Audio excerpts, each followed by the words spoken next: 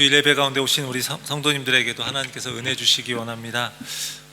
감기로 인해 고생하는 분들이 참 많이 계신 것 같아요. 그래서 너도나도 해서 저는 40주년 행사할 때쯤에 이제 지나갔는데 또 다른 분들이 계속 걸리고 하셔서 너무 고생하시고 계시는 것 같아요. 건강 조심하셨으면 좋겠습니다. 우리 옆에 분들하고 한번 이렇게 인사하겠습니다. 건강 조심하십시오.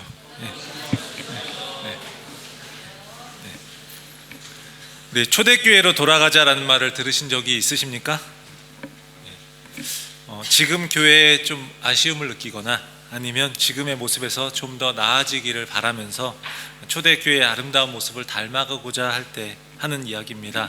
성령의 오심으로 막 탄생한 초대교회인 예루살렘 교회의 모습을 보면요, 참으로 놀라웠습니다. 성도들은 성령 충만했고 외부의 박해에도 흔들리지 않았고 또 담대히 예수 그리스도의 십자가와 부활을 전했습니다. 그뿐만이 아닙니다. 지난 주일에 우리가 함께 보았던 사도행전 4장 뒷부분인 32절에서 37절의 말씀을 보면 정말로 아름다운 교회의 모습을 우리가 보았습니다. 사도들이 예수 그리스도의 부활을 증언할 때 큰 은혜를 받은 성도들이 자신의 재물을 아끼지 않고 함께 사용하고 이웃을 위해 나누고 있는 모습입니다. 그들의 자발적인 나눔과 섬김은 이것을 통해서 성도들 중에 가난한 사람이 없을 정도였다라고 말하고 있습니다. 정말 이상적인 교회의 모습을 그리고 있습니다. 예수 그리스도의 복음을 믿는 사람들의 삶은 정말 달랐습니다. 저마다 더 가지려고 하고 더 많은 힘을 얻으려고 하는 이 세상 속에서는 좀처럼 보기 힘든 그러한 모습이었습니다.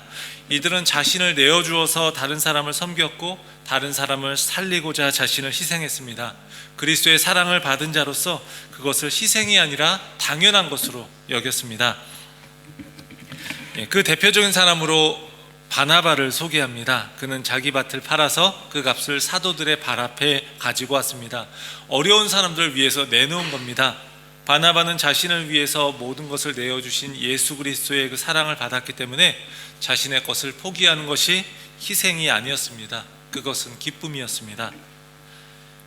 그의 이름은 원래 요셉이었는데 사도들이 그의 별명을 바나바, 즉 위로의 아들이라고 지어줄 정도로 그의 섬김은 사람들에게도 큰 위로가 되었습니다. 하지만 이것이 초대교회의 모습의 전부는 아니었습니다. 빛이 있으면 그림자도 있는 것처럼 성령 충만했던 초대교회인 예루살렘 교회에도 문제가 오늘 찾아왔습니다. 지난주일에 함께 보았던 사도행전 4장의 뒷부분은 우리가 보면서 흐뭇한 웃음과 감동을 주는 내용이었는데 오늘 본문에 나오는 아나니아와 삽비라 부부의 이야기는요, 읽는 사람들에게 커다란 충격을 주는 그런 내용입니다. 우리가 오늘 본문의 모습을 통해서 우리는 성령 충만한 교회를 향한 그런 사탄의 공격을 우리가 보게 됩니다. 근데 아나니아와 삽비라를 통해서 사탄이 내적으로 교회를 위기에 빠뜨리려고 하는 겁니다. 오늘 말씀을 통해서 교회의 위기를 가져오는 것이 무엇인지 우리가 함께 살펴보고요, 교회가 회복해야 할 것들에 대해서 깊이 생각해 볼 수 있기를 원합니다. 그것을 통해서 우리 교회가 성령 충만한 교회로 성장해 갈 수 있기를 원합니다. 먼저 교회를 위기에 빠뜨리는 것, 즉 위선과 탐욕이 교회의 위기를 가져다 준다라고 하는 거예요.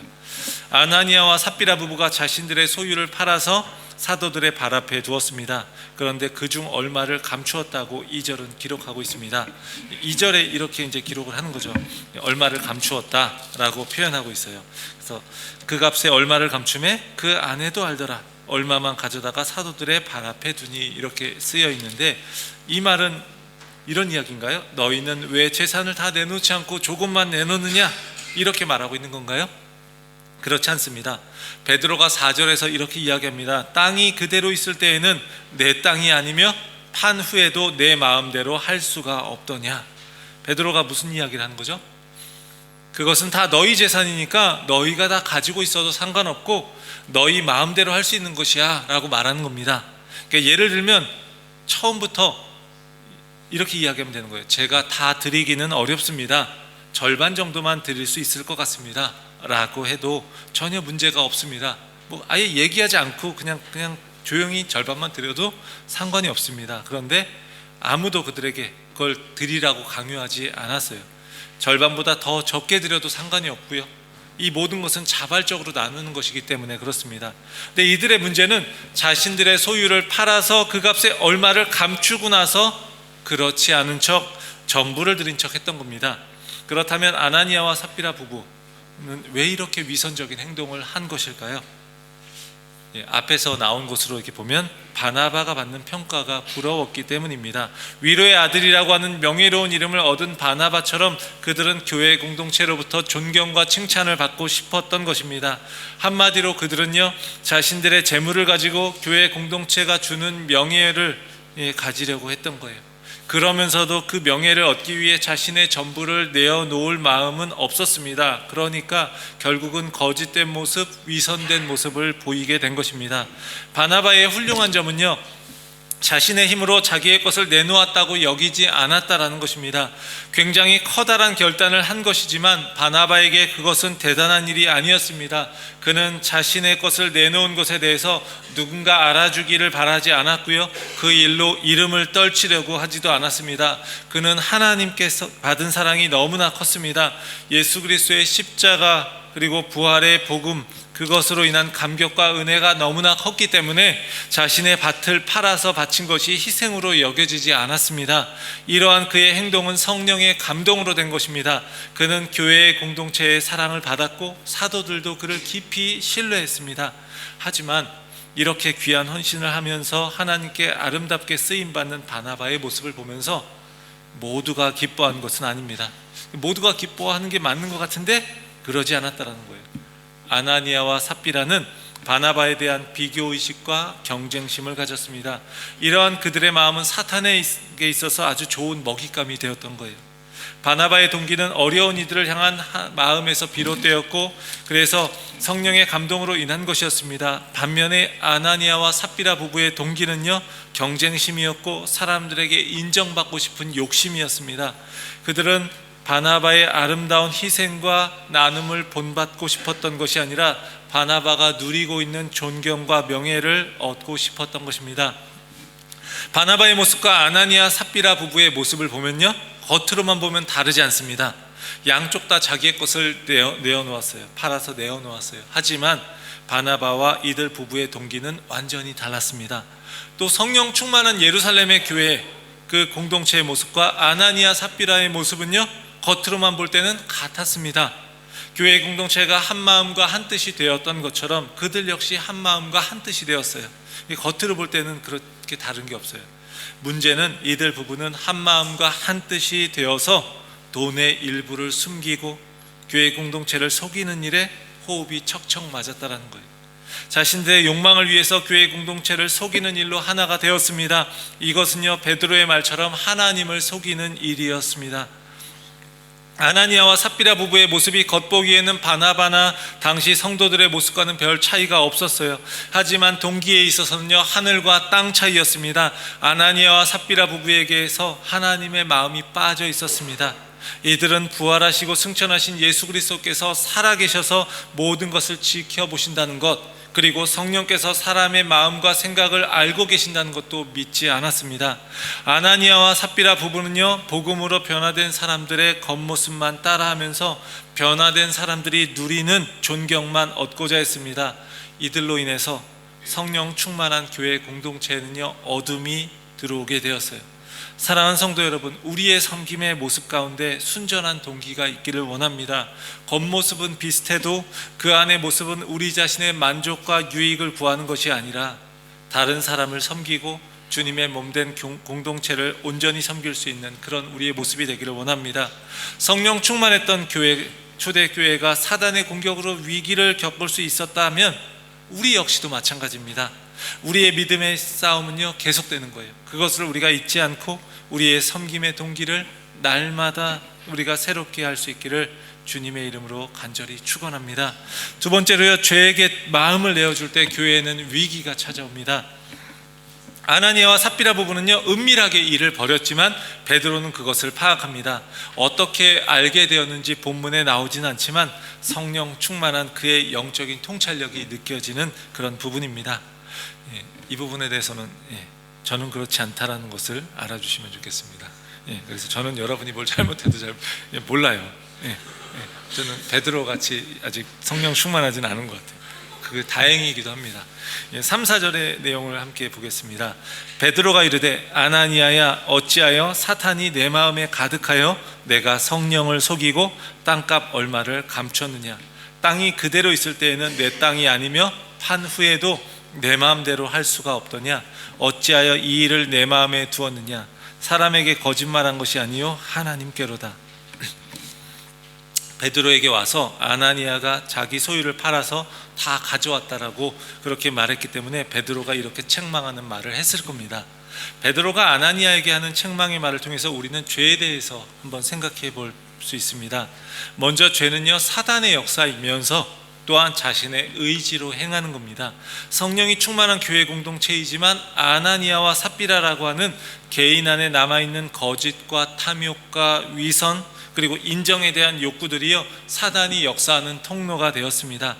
베드로는 분명히 말하고 있습니다. 아나니아가 돈을 감추고 거짓말을 한 것은 사단이 그의 마음을 채웠기 때문이다. 그래서 앞에서 교회의 성도들이 성령으로 충만했다라고 말하는 것과 대조되는 표현입니다. 제가 화면으로 그것을 한번 대조해서 가지고 왔는데요. 한번 보면요, 이제 위에는 그렇죠.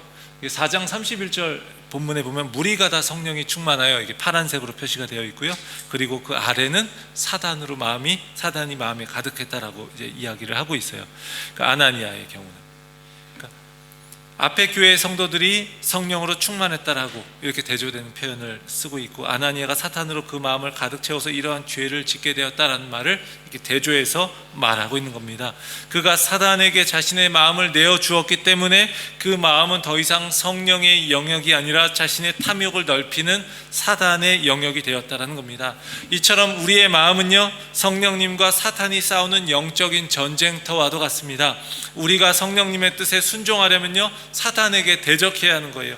사단을 대적하고 내 마음의 주도권을 성령님께 넘겨드릴 때 우리는 하나님께 순종할 수 있는 것입니다. 그럴 때 하나님이요, 우리의 삶을 주관하시는 거예요. 그런데 아나니아는 사단에게 대적하지 않았습니다. 사단에게 자신의 주도권을 내어주었고 결국 그는 자신의 욕망을 따라서 행동했습니다. 사람에겐요, 누구나 욕망이 있습니다. 그것 자체가 나쁜 게 아닙니다. 하지만 성령님께서 그 욕망을 다스려 주시는가, 아니면 내가 그 욕망을 따라가는가에 따라서 죄를 짓기도 하고 죄를 이기기도 하는 겁니다. 아나니아와 삽비라의 부부는 그런 면에서 죄에게 자신의 마음을 내어주었습니다. 그들은 욕망이 자신의 마음속에서 그대로 자라도록 방치했습니다. 마치 잡초를 그대로 두면 계속 자라는 것처럼 그렇게 그들의 마음 가운데 거짓과 위선, 탐욕과 경쟁심, 사람들의 인정에 대한 욕구가 잡초처럼 자라났어요. 그런 그들은요, 예수님의 부활의 능력이 교회 안에서 놀랍게 역사하고 성령으로 충만한 교회의 모습을 직접 보았으면서도 그 안에 자신의 욕망을 추구하고 있었던 거예요. 그는 하나님께서 자신의 마음을 다 아신다는 것을 깨닫지 못했습니다. 그는 자신의 것을 다 드리지 않아도 문제될 게 없었어요. 그의 문제는 다 드리지 않았으면서 다 드린 것처럼 속였다는 것이고, 그것은 사도들을 속이고 교회를 속인 것 같았지만 결국은 하나님을 속인 것이었습니다. 사단은 자신의 본 모습보다 더 희생적이고 더 충성스럽게 보이려는 그의 욕망과 위선을 통해서 역사했었고 결국 그는 무너졌습니다. 아나니아의 모습을 보면 가룟 유다의 모습과 유사한 부분이 있습니다. 가룟 유다 역시 사단에게 그 마음을 내어주어서 돈에 욕심을 내고 결국 예수님을 십자가에 팔아 넘기는 일을 저질렀습니다. 둘 다 예수 그리스도의 공동체 안에 있었지만 구원의 은혜에 대한 감격이 없었고 사탄이 이끄는 대로 따라갔습니다. 사랑하는 성도 여러분, 죄에게 우리의 마음을 내어주는 것을 통해서 사단은 역사하고요, 그것이 교회의 위기를 가져옵니다. 사람을 배에 비유하면 그 마음은 조종실이라고 이전에 이야기를 했었던 적이 있습니다. 우리의 마음의 키를 죄에게 내어주지 않기를 바랍니다. 사단이 욕하라는 대로 욕하고 불평하라는 대로 불평하고 거짓말하라는 대로 거짓말하고 남을 미워하라는 대로 미워하고 교만하라는 대로 교만한다면 사단에게 충성을 하는 일이 될 것입니다. 계속해서 사단은 우리의 연약한 부분을 통해서 공격해 올 것입니다. 그럴 때 죄에게 마음을 내어주지 않고 끝까지 싸울 수 있는 우리가 되기를 원합니다. 우리 자신만으로 이길 수 없다는 것을 인정하면서 하나님을 믿고 의지하는 신앙의 모습을 갖기 원합니다. 날마다 우리가 말씀을 통해, 기도를 통해, 또 교회 공동체를 통해서 하나님께 나아가 우리 자신 안에 있는 모습을 확인하고 돌아보면서 늘 겸손하게 믿음 안에서 서 있을 뿐만 아니라 죄와의 싸움에서 승리할 수 있기를 주의 이름으로 간절히 축원합니다. 셋째로요, 그러면 교회 위기가 오는 것을 이야기했는데, 이제 하나님에 대한 경외심을 회복할 때 우리는요 위기를 넘어설 수 있게 되는 겁니다. 아나니아와 삽비라 부부의 위선과 탐욕, 이것이 성령 충만한 교회의 위기를 가져왔습니다. 그들이 자신의 마음을 죄에 내어준 결과 사탄이 역사하는 통로가 되어서 결국 죽음을 맞이하고 말았어요. 베드로가 그의 죄를 이야기하니까 아나니아가 그 자리에서 쓰러져서 죽었습니다. 베드로가 그렇게 한 게 아니라 하나님께서 심판하신 것입니다. 젊은 사람들이 그를 신속하게 메고 나가서 장사했습니다. 유대 사회에서 매장은요 죽은 바로 그날 이루어지게 됩니다. 그런데 아나니아의 경우는요 더 빨랐습니다. 가족들에게, 특히 아내에게도 알리지 않고 급하게 처리했습니다. 하나님의 심판을 받아 일어난 죽음이 분명했기 때문에 그렇습니다. 아나니아의 죽음에 이어서 3시간 후에 삽비라가 들어왔을 때 베드로가 이제 땅을 판 값이 이것뿐인지 또 물었습니다. 이것은요 회개의 기회를 주는 거예요. 하지만 삽비라 역시도 거짓을 말했고 결국 그 자리에서 쓰러져 죽었고, 남편을 장사 지냈던 사람들이 다시 메고 나가서 삽비라를 그 남편 옆에 장사했습니다. 그리고 오늘 본문인 마지막 절 11절에서 이 사건에 대한 반응을 이야기합니다. 우리 함께 읽어보겠습니다. 온 교회와 이 일을 듣는 사람들이 다 크게 두려워하니라. 이 사건을 통해서 그들은 두려운 하나님의 모습을 다시 한번 경험하게 되었을 거예요. 근데 여기서 한 가지 의문이 좀 들지 않습니까? 아마 사도행전을 읽어보시면서 많이 이런 생각이 많이 들었을 것 같아요. 아나니아와 삽비라가 이렇게 즉시 심판을 받아서 죽을 만큼 엄청난 죄를 저지른 것인가 하는 생각입니다. 어쩌면 우리 역시 그러한 모습을 보일 때도 있습니다. 그리고 지금 교회를 핍박하는 무리들, 예수님을 십자가에 못 박았던 사람들에 대해서 하나님은요 즉시 심판하지 않으셨습니다. 그런데 이들이 거짓되고 위선된 모습을 행했다고 해서 곧바로 죽이신다는 것, 죽게 하셨다는 것은 좀 이해가 가지 않습니다. 하나님께서 이 부분에 대해서 단호하게 처리하신 이유에 대해서 오늘 본문에는요 그 이유가 분명하게 나타나지 않고 있습니다. 그래서 우리가 알 수 있는 것은 이걸 명확하게 답변하기는 참 어렵습니다. 이거다 저거다라고 딱 말할 수는 없습니다. 하지만 우리가 알 수 있는 것이 있는데, 이 사건이 신약에서 교회가 시작된 후에 첫 번째 일어난 범죄였다라는 거예요. 그러니까 이 사건이 신약의 교회가 시작되고 나서 처음 일어난 범죄. 그러니까 굉장히 교회 공동체가 새롭게 출발할 때는 굉장히 중요한 상황에 있었는데 이때 범죄가 일어난 거예요. 근데 이 사건과 비슷한 사건이 하나 있습니다. 구약에 나오는데 여호수아 7장에 나오는 아간의 범죄입니다. 여호수아 7장 1절을 세 번역으로 한번 보겠습니다. 이스라엘 자손이 전멸시켜서 주님께 바쳐야 할 물건을 잘못 다루었다. 유다 지파에서 세라의 증손이요 삽디의 손자요 갈미의 아들인 아간이 전멸시켜서 주님께 바쳐야 할 물건을 가져갔기 때문에 주님께서 이스라엘 자손들에게 진노하셨다. 제가 여기 노란색으로 표시를 해놨죠. 가져갔기 때문에. 그리고 밑에는 감춤해, 이렇게. 오늘 본문 2절 3절 2절만 여기는 나와 있는데, 아나니아가 재산의 일부를 감추다라고 하는 표현이 있어요. 이것을 구약 성경을 헬라어로 번역한 그 성경이 70인역이라고 하는데, 이 70인역에서 아간의 범죄를 말할 때 같은 단어로 이게 표현되고 있습니다. 저기 노란색으로 이게 표시되어 있는 부분입니다. 그러니까 아나니아가 자신의 재산의 일부를 감추었던 것은요 마치 아간이 하나님의 것을 훔치는 것과 같은 그런 잘못이었다라는 것을 보여주고 있는 겁니다. 가나안 정복을 시작하고 여리고성을 정복해서 공동체 전체가 기쁨과 자신감이 넘쳤던 상황 속에서 이 아간이 전리품의 일부를 몰래 훔쳤어요. 그리고 결국 그 다음에 전쟁이었던 아이성 싸움에서 이스라엘은 크게 패배하고 맙니다.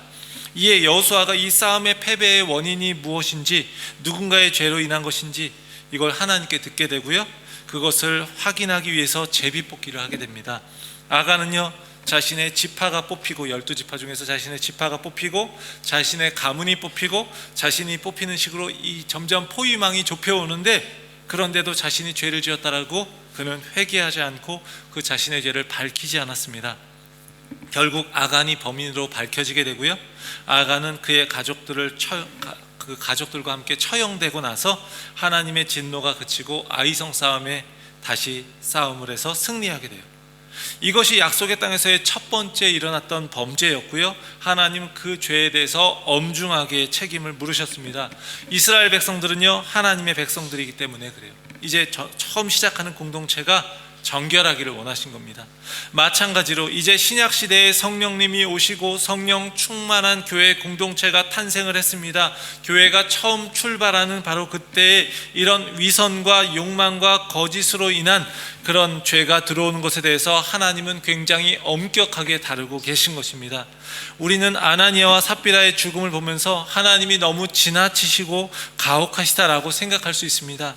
저도 그렇게 생각했었습니다. 그런데 우리 생각의 그 각도를 좀 다르게 해서 다시 한번 생각해 보면요, 하나님께서 그렇게까지 하신 것은 자신의 아들 예수 그리스도의 피로 세우신 교회가 거룩하고 정결하기를 얼마나 간절히 원하시는지를 보여주시기 위한 그런 것이에요. 그래서 첫 번째 범죄를 이렇게 엄하게 다루신 것입니다. 마치 아간의 범죄를 엄하게 심판하신 것처럼 말입니다.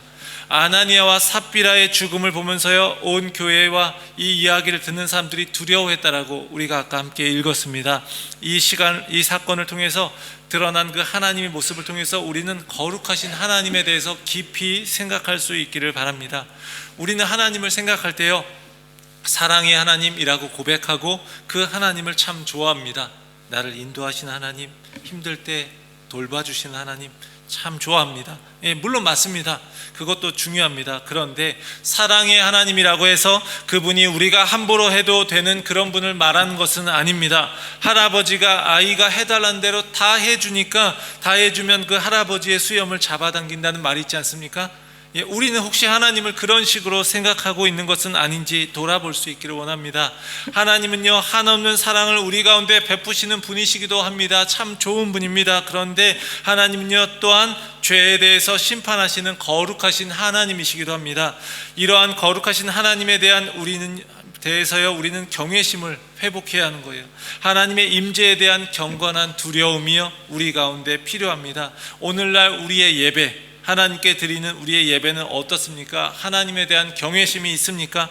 하나님이 이 예배를 통해서 임재하시는 것, 그것을 우리는 경험하고 있나요? 하나님 앞에 엎드려지는 것, 이게 바로 예배입니다. 누미노제라는 말이 있습니다. 신학자가 한 신학적인 용어인데, 이 누미노제라는 말은 이런 것입니다. 어떤 신비하고 거룩한 존재 앞에서 말로 표현할 수 없는 깊은 놀라움을 경험하게 되는데, 바로 그 경험을 말할 때 누미노제라고 표현을 해요. 여러분도 경험하신 분들이 계실 것이고요. 이사야가 거룩하신 하나님 앞에서 화로다 나의 망하게 되었도다라고 외칠 때 느낀 그 경외심이 바로 이거 누미노제라는 거예요. 베드로가 배에서 예수님을 만났을 때 배에 가득하게 물고기를 잡은 후에 예수님에 대해 깨닫고 그 앞에 엎드려서 주여 나를 떠나소서 나는 죄인으로소이다 라고 그렇게 고백했을 때 그 절대적인 존재 앞에서 느낀 바로 그 감격, 이게 바로 누미노제라는 거예요. 우리는요, 예배를 통해서 하나님의 그런 누미노제, 이것을 경험하고 있나요? 예배는 하나님 앞에 무릎을 꿇고 자발적으로 항복하는 것입니다. 거룩하신 하나님 앞에서 엎드려지고 그 하나님을 향한 경건한 두려움이 있는 예배가 진정한 예배라는 거예요. 우리의 이기심과 거짓들을 하나님이 치셔서 우리의 옛 자아가 쓰러지는 것을 경험하는 시간이 우리의 예배가 되어야 하는 겁니다. 욕망으로 가득 찬 우리의 옛 자아가 쓰러지지 않으면요, 결국 아나니아와 삽비라와 같이 하나님의 심판을 경험할 수밖에 없기 때문입니다.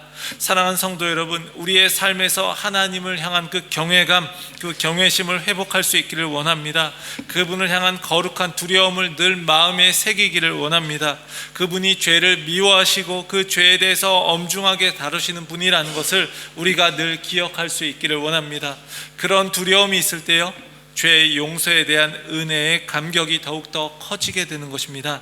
사랑하는 성도 여러분, 성령 충만한 예루살렘 교회의 사단의 공격으로 인한 위기가 찾아왔습니다. 아나니아와 삽비라는 사람들에게 이제 명예를 얻기 위해서 위선과 거짓을 행했습니다. 재물과 속임수로 자신을 향한 그 좋은 평가를 만들려고 했습니다.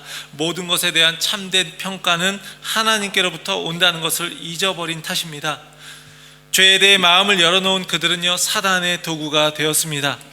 하지만 거룩하신 하나님이 심판하심으로 하나님을 향한 경외심을 회복시키셨어요. 이 교회 안에 그 하나님에 대한 경외심을 우리 모두가 회복할 수 있기를 원합니다. 그리하여 우리 하나님께 우리가 우리의 순전한 헌신을 드리면서 성령 충만한 교회, 은혜 충만한 교회로 성장해가는 우리 캔버라 리드 한인교회 모든 성도님들 되시기를 주님의 이름으로 간절히 축원합니다. 기도하겠습니다. 하나님 아버지, 참으로 감사를 드립니다. 하나님의 영광이 아닌 사람의 인정이나 칭찬을 따라 겉모습만 꾸미는 우리의 모습 되지 않기를 간절히 원합니다. 우리에게 모든 것을 주신 하나님의 은혜에 감사하며 우리 역시도 우리의 마음이 담긴 온전한 헌신을 드리게 하여 주시옵소서. 우리를 항상 공격하고자 하는 사단의 유혹을 능히 이길 수 있게 하시고 거룩하신 하나님을 향한 경외심을 기억하며 살아가게 하여 주시옵소서. 우리 주 예수 그리스도의 이름으로 기도합니다. 아멘.